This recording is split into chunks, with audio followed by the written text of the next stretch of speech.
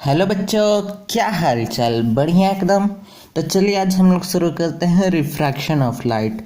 Last lecture में हमने refraction को कंप्लीट कर लिया था, लेकिन रिफ्रैक्शन स्टार्ट करने से पहले आप लोग से एक छोटा सा क्वेश्चन है। ओके, तो हम सभी के घर में, जैसे कि आप लोग को मालूम है, हम सभी के घर में टीवी तो होता ही है। तो टीवी का जो छतरी होता है, जैसे टाटा स्काई, एयरटेल या फिर किसी भी कंपनी का जो छतरी होता है, वो वो आप सबने देखा होगा कि इस टाइप से ऐसे रहता है। ये कनेक्टेड है दीवार से, ठीक है। इस टाइप से ऐसे रहता है छतरी, ठीक है। तो ये शेप क्यों रहता है, इसी टाइप से क्यों रहता है, और किस बेसिस पे ये काम करता है, ठीक है। तो आप लोग वीडियो को पॉज करिए और इसका उत्तर सोचिए। सोच लिया? तो चलिए अब हम लोग जानते हैं। ये जो शेप होता है ये असल में कनकेव शेप होता है। ये छतरी का ये कनकेव शेप होता है, ठीक है। ये कनकेव शेप है। और ये जो गोल सा जो चीज होता है ना, जो एंटीना से कनेक्टेड होता है, ये इस कनकेव के फोकस में रहता है। अब इसका जो सिग्नल है वो तो एकदम इनफाइनाइट से आ रहा है, एकदम आसमान में रहता है, तो वो एकदम इन्फिनिटी से आ रहा है और ये एकदम फोकस पे है। तो इससे जैसे टकरा के सारा सिग्नल फोकस पे ही जाता है। सारा सिग्नल फोकस पे गया, इन्फिनिटी से आया, टकराया, इनफाइनाइट नंबर ऑफ रे आया सिग्नल का, और सारा सिग्नल टकरा के फोकस पे गया। अब चूंकि इसका मेन जो एंटीना है ये फोकस पे है, और सारा सिग्नल टकरा के एंटीना पे गया। अब इससे एक वायर कनेक्टेड रहता है, और यही वायर हम लोग के सेटअप बॉक्स, टीवी के सेटअप बॉक्स में कनेक्टेड रहता है, ठीक है।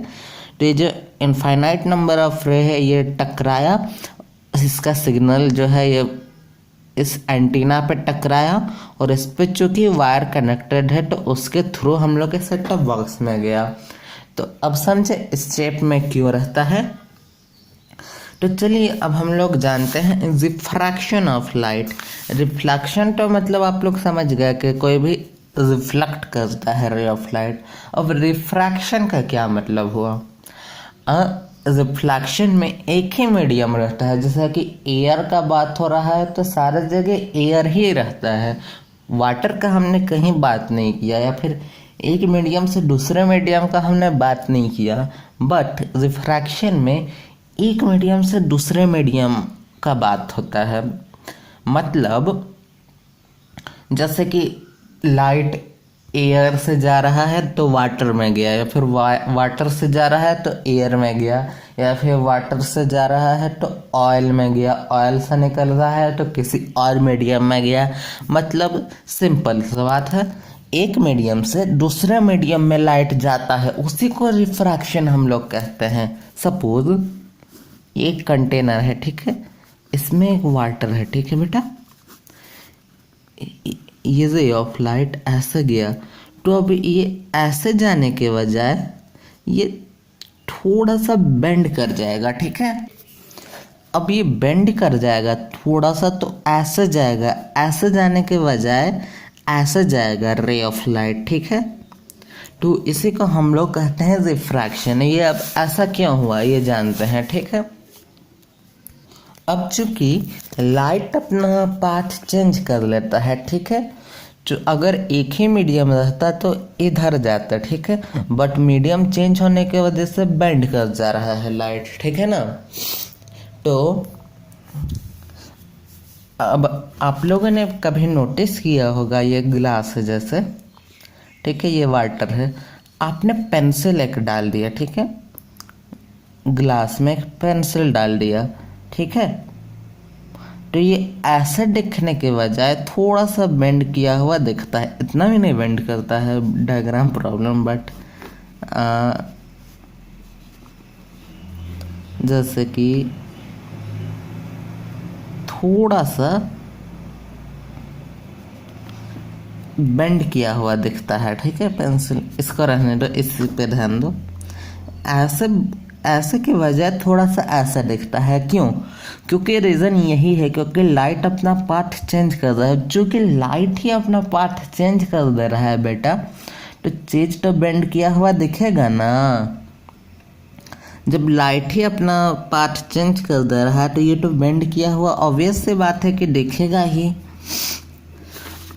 सपोज लाइट आ रहा है, ऐसे आ रहा है, तो ये चेंज कर दिया, ठीक है, अपना पाथ। मीडियम चेंज होने की वजह से ये भी चेंज हो गया, ठीक है। तो ये जो ऑब्जेक्ट है ये इस लाइट की वजह से हमें यहाँ दिख रहा है, बट इसी का रे यहाँ से ऐसे चेंज हो गया तो ऐसे हमें दिख रहा है, क्योंकि ये चूँकि लाइट चेंज हुआ तो ऐसे दिख रहा है। देखो इनफाइनाइट नंबर ऑफ रे आ रहा है, ठीक है। अब यहाँ का ऑब्जेक्ट है, हमें यहाँ का रे ऐसे बेंड किया है, ठीक है। तो यहाँ पे अगर जो ऑब्जेक्ट होगा वो ऐसे दिखेगा ना। आप लोग के मन में ये क्वेश्चन आ सकता है कि सारा रे तो दूसरे मीडियम में जा ही रहा है, तब क्यों बेंड किया हुआ दिख रहा है? तो उसी का मैं उत्तर दे रहा हूँ। देखिए इनफाइनाइट नंबर ऑफ रे आ रहा है, ठीक है। मान लीजिए कि कोई ऑब्जेक्ट यहाँ है और वो बेंड किया हुआ हमें दिख रहा है, ठीक है। तो जो यहाँ का रे है वो यहाँ पे ऐसे बेंड कर रहा है, तो कोई ऑब्जेक्ट अगर यहाँ होगा तो हमें यहाँ दिखेगा। वैसे यहाँ का जो रे है, इस पॉइंट पे जो रे पड़ा वो पॉइंट पे ऐसे बेंड किया, तो इस पॉइंट पे अगर कोई ऑब्जेक्ट होगा तो वो ऐसे दिखेगा। सिमिलरली इस पॉइंट पे ऑब्जेक्ट है तो ये ऐसे ऑब्जेक्ट है, ठीक है। लेकिन यहाँ पे जो रे पड़ा इस पेंसिल पे वो ऐसे बेंड किया है, ठीक है। तो इसलिए हमें ये पेंसिल हमें ऐसे बेंड किया हुआ दिखा, क्योंकि इस पॉइंट पे जो रे लाइट ऑफ रे पड़ा वो ऐसे मुड़ गया ना। यही कारण है जब हम नींबू को जब हम डालते हैं पानी में, जैसे ऐसे डालें तो ऐसे दिखने के बजाय थोड़ा सा हमें ऐसे मोटा दिखता है नींबू, ठीक है।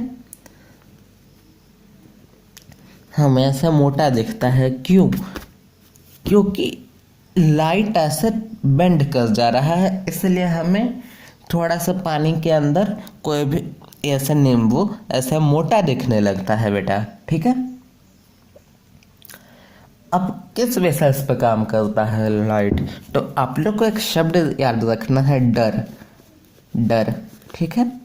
डेंसर, अवे, रेयरर, यानी कि कोई भी अगर लाइट डेंसर मीडियम में है और डेंसर से अगर रेयरर में जा रहा है तो वो अवे थोड़ा सा दूर मूव करेगा, ठीक है। और इसे का उल्टा, इस चीज को याद रखो, इसका उल्टा याद हो जाएगा। रेयरर मीडियम है तो उससे अगर लाइट जा रहा है तो वो अवे की जगह टुवार्ड मूव करेगा, टुवार्ड, ठीक है।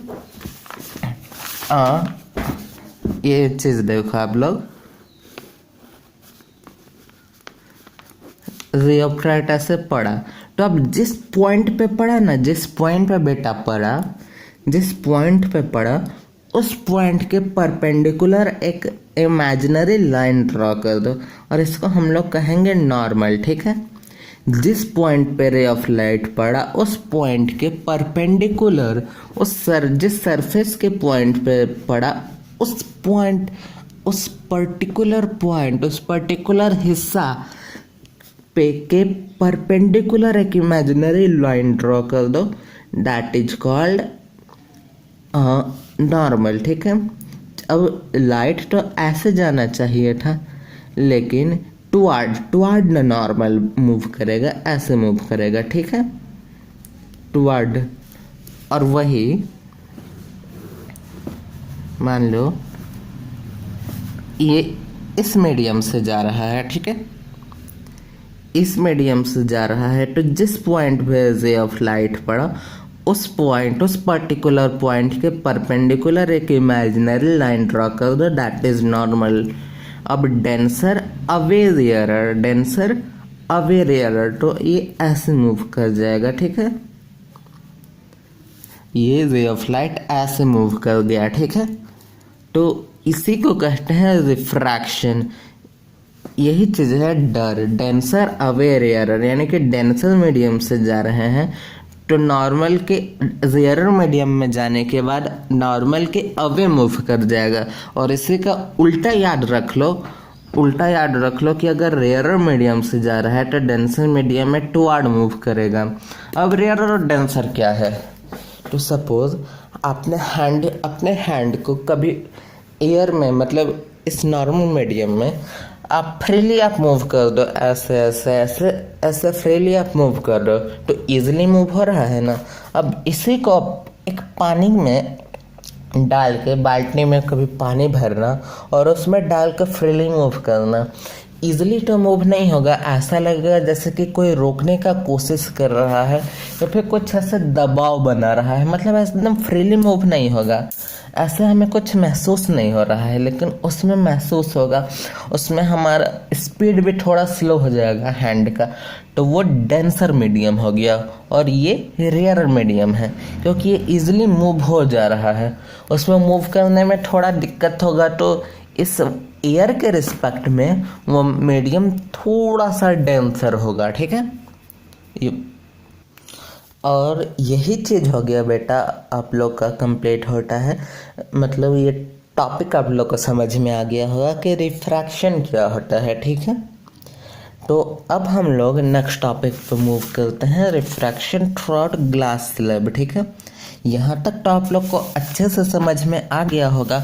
एक बार अपने एनसीईआरटी बुक को रीड कर लेना, एकदम क्लियर हो जाएगा आप लोग को ये टॉपिक, ठीक है। अब हम लोग शुरू करते हैं रिफ्रैक्शन थ्रूआउट ग्लास स्लैब, ठीक है। लेकिन इस टॉपिक में मूव करने से पहले एक चीज़ मैं आप लोग को बताना चाहता हूँ, रिफ्रैक्शन असल में होता क्यों है। आप लोग के मन में सवाल आ रहा होगा, तो देखिए ये डेंसर मीडियम है, इससे लाइट गया तो ये थोड़ा ऐसे मूव कर गया, जबकि ये रेयर मीडियम है, ये लाइट मूव किया तो ये टुवर्ड मूव कर गया, ठीक है। तो ऐसा क्यों हुआ, तो इसका बहुत सिंपल सा आंसर है। मैंने आप लोग को एग्जांपल दिया कि अपने हैंड को ऐसा फ्रीली मूव करोगे तो ये इजीली मूव हो रहा है, जबकि वाटर में इसका स्पीड थोड़ा सा कम होगा और थोड़ा सा आप लोग को लगेगा कि कुछ पकड़ने का हमें कोशिश कर रहा है, यानी कुछ एक बैरियर बन गया है, ठीक है। तो यही कारण है रिफ्रैक्शन का, क्योंकि इसमें स्पीड ऑफ लाइट चेंज हो जाता है। इसमें रेयर मीडियम में थोड़ा स्पीड रहता है, जबकि डेंसर मीडियम में थोड़ा सा स्पीड कम हो जाता है लाइट का, ठीक है। इस वजह से रिफ्रैक्शन होता है, ठीक है। इसका स्पीड कम है और अचानक से स्पीड बढ़ गया, तो जिसकी वजह से ये मूव कर गया इधर, यही है रिफ्रैक्शन का कारण। अब हम लोग पढ़ते हैं refraction throughout a glass slab, ठीक है। तो ये आप लोग का हो गया ग्लास स्लैब, ठीक है। आप लोग एनसीईआरटी बुक को लेके बैठे हो ना बेटा, नहीं बैठे हो तो उसको ले लो आप लोग, ठीक है। ये लाइट गया, रे ऑफ लाइट गया, ठीक है। जिस पॉइंट पे पड़ा है, जिस पॉइंट पे लाइट पड़ा है उस पर्टिकुलर पॉइंट के परपेंडिकुलर एक इमेजिनरी लाइन ड्रॉ कर दो, दैट इज नॉर्मल, ठीक है। अगर ये स्लैब नहीं होता तो ये रे ऑफ लाइट ऐसे ऐसे मूव करता रहता। अगर ये स्लैब नहीं होता तो इस पाथ में मूव करता, ठीक है, बिना बेंड किए इस तरीके से सीधे मूव करता। अब चूंकि ये स्लैब है, अब हम मानते हैं कि ये डेंसर मीडियम है, ठीक है। हम इमेजिन करते हैं कि स्लैब एयर के रेस्पेक्ट में थोड़ा सा डेंसर है, ठीक है, जैसे कि वाटर की तरह है, ठीक है। तो ये थोड़ा सा इस तरफ मूव करेगा, ठीक है, थोड़ा सा नॉर्मल की तरफ मूव करेगा, ठीक है, ये इस तरफ, ठीक है। अब ये पर्टिकुलर रे ऑफ लाइट जिस पॉइंट पे पड़ा उस पॉइंट के परपेंडिकुलर इमेजिनरी लाइन ड्रॉ कर दो, दैट इज कॉल्ड नॉर्मल। अब ये वापस एयर में आ गया तो डेंसर अवे रेयरर, ठीक है। तो डेंसर मीडियम से रेयर मीडियम में जा रहा है तो ये अवे मूव करेगा, तो ये वापस अवे मूव कर गया, ठीक है। ये वे ऑफ लाइट वापस अवे मूव कर गया, ठीक है। तो अब ये जो रे है इसको हम लोग कहते हैं इमर्जेंट रे, ठीक है। मतलब ग्लास स्लैब से होते हुए वापस ईयर में जो रे आया इसको हम लोग इमर्जेंट रे कहेंगे, ठीक है। अब ये इमर्जेंट रे इस रे के पैरेलल है, बिल्कुल बिल्कुल इस रे के पैरेलल होगा बेटा, ठीक है।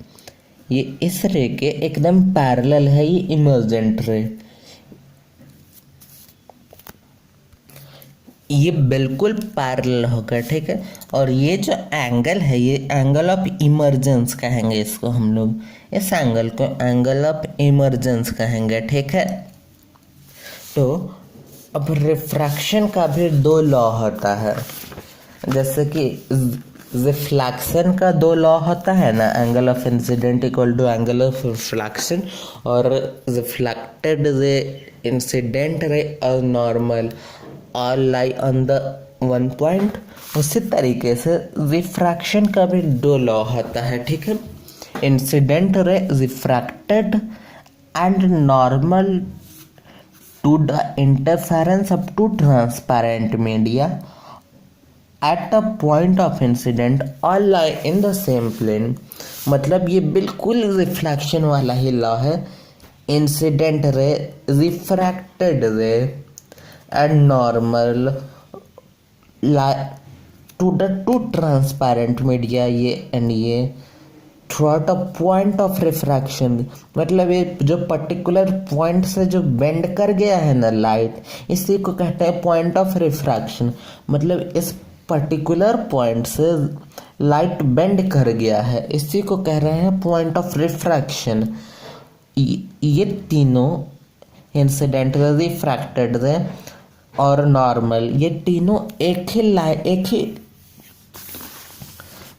ही प्लेन में लाई करना चाहिए, all lie on the same plane, ठीक है। ये देखो इंसिडेंट रे आया और जिस पॉइंट पे पड़ा उस पॉइंट के परपेंडिकुलर एक इमेजिनरी लाइन ड्रॉ कर दो जिसको हम लोग नॉर्मल कह रहे हैं।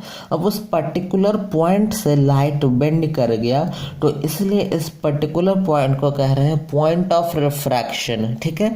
तो इंसिडेंट रे, रिफ्रैक्टेड रे और normal of the two transparent media of the point of refraction और lie on the same plane, एक ही प्लेन में लाई कर रहा है ना बेटा। अलग अलग प्लेन में कैसे सब लाई कर सकता है, मतलब ये इधर पड़ा तो ये ऐसे तो नहीं जाएगा, नॉर्मल ऐसे तो नहीं होगा ना बेटा, ये तीनों एक ही पॉइंट में लाई करेगा तब ना होगा। तो इसलिए all lie on the same plane, ठीक है।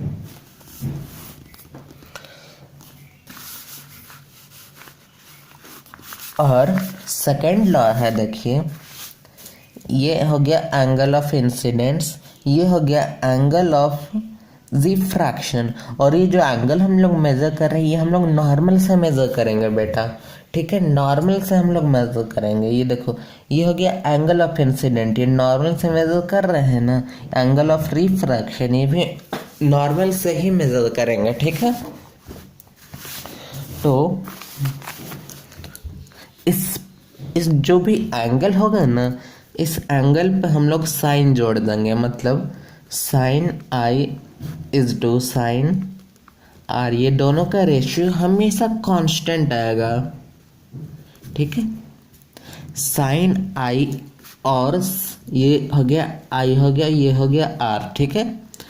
और ये हम लोग हमेशा याद रखना सरफेस से नहीं नॉर्मल से एंगल मेजर कर रहे हैं, नॉर्मल से। तो साइन आई और साइन आर का रेशियो कांस्टेंट हो गया, ठीक है। और इसी को हम लोग कहते हैं, ये जो सेकंड लॉ है ना रिफ्रैक्शन का, इसी को हम लोग स्नेल लॉ भी कहते हैं। इसको हम लोग स्नेल लॉ भी कहते हैं बेटा, इसको हम लोग स्नेल लॉ भी कह रहे हैं, सेकंड लॉ ऑफ रिफ्रैक्शन को, ठीक है। और ये कांस्टेंट वैल्यू क्या है, देखो this constant value is called refractive index of second medium with respect to first medium, ठीक है। तो इस ये जो कांस्टेंट वैल्यू है यानी कि साइन आई और साइन आर का जो रेशियो है इसको हम लोग कहते हैं रिफ्रैक्टिव इंडेक्स। और सिर्फ रिफ्रैक्टिव इंडेक्स से कहने से काम नहीं चलेगा, विथ रिस्पेक्ट किसके रिस्पेक्ट में, सेकेंड मीडियम के रिस्पेक्ट में।